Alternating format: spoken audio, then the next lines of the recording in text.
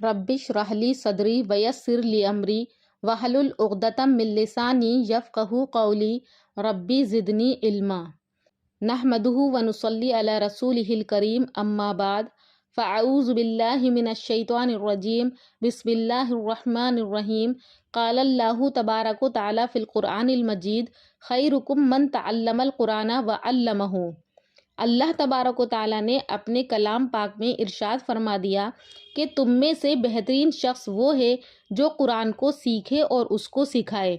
और इसी तरह दूसरी जगह पर अल्लाह तबारक व तआला का इरशाद है वलक़द यस्सरनल कुरान लिज़्ज़िक्रि फ़हल मिन मुद्दकिर, कि हमने कुरान करीम को आसान कर दिया है जिक्र करने वाले लोगों के लिए, तो क्या है कोई उसको समझकर पढ़ने वाला।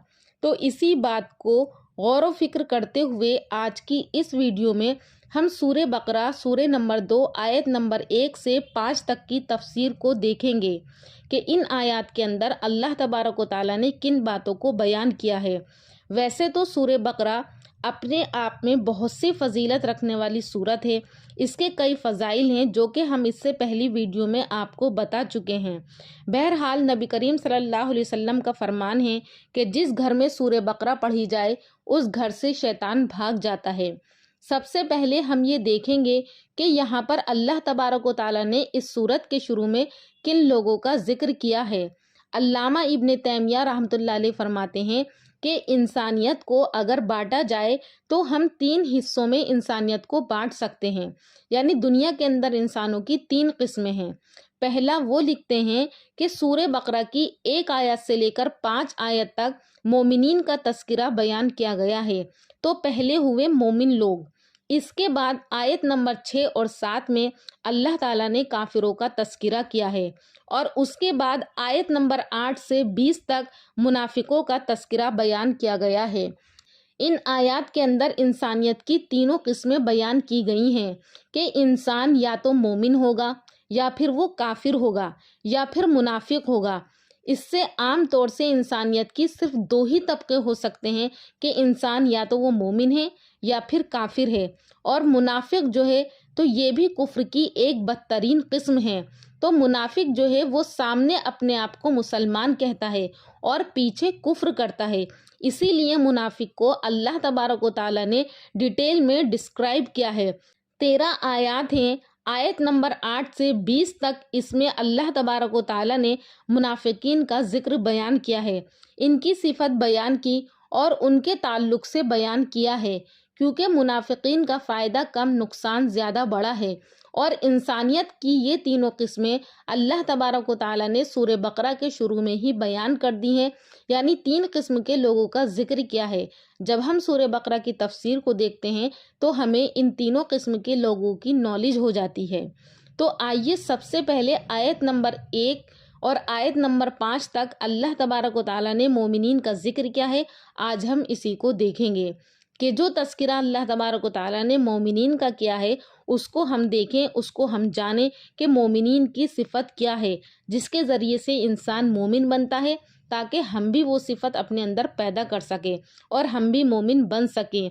उन सिफतों को हम अपने ऊपर लागू कर सकें और उन वादों को हम भी हासिल कर सकें जो अल्लाह तबारक व तआला ने मोमिनीन के लिए कुरान करीम के अंदर बयान किए हैं कि मोमिनीन के लिए कामयाबी है, वो दुनिया में कामयाबी पाने वाले हैं, आखिरत में कामयाबी पाने वाले हैं।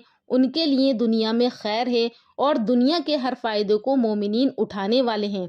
और ये वो लोग हैं जिनको मोमिन कहा जाता है, जिनको ईमान वाला कहा जाता है।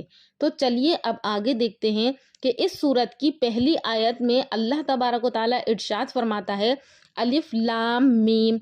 तो ये हुरूफ़ मुक़त्तियात हैं। हुरूफ़ मुक़त्तियात का मतलब ही यही है कि इन अल्फाज को हम अलग अलग जुदा जुदा करके पढ़ेंगे, इनको हम मिलाकर नहीं पढ़ सकते। अगर हम इसको पढ़ना चाहें अलम तो हम इसको अलम नहीं पढ़ सकते, क्योंकि हम इसको अलग अलग पढ़ेंगे। अलिफ लाम ये हुरूफ़ मुक़त्तियात है और इसका मतलब ही यही है कि इन अल्फाज को हम अलग अलग जुदा जुदा करके पढ़ेंगे, इनको हम मिलाकर नहीं पढ़ सकते, तोड़ तोड़ कर पढ़ेंगे।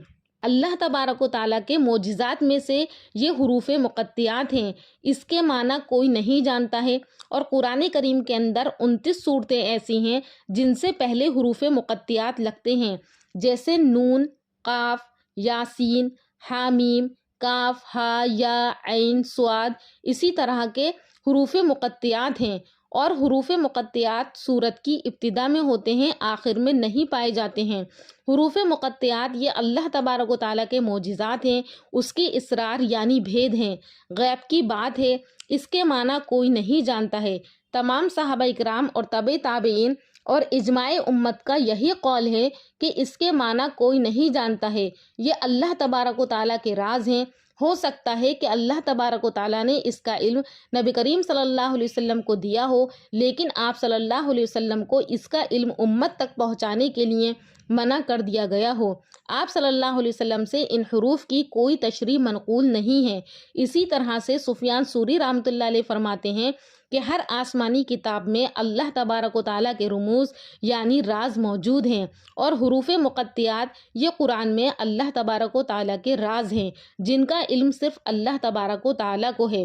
ہمیں اس میں بحث نہیں کرنی چاہیے، بلکہ ہمیں اس پر ایمان لانا ہے، اور اس کو پڑھنا ہمارے لیے ثواب عظیم ہے، اور اس کے پڑھنے کے بہت زیادہ معنوی فائدے ہیں اور برکتیں بھی موجود ہیں۔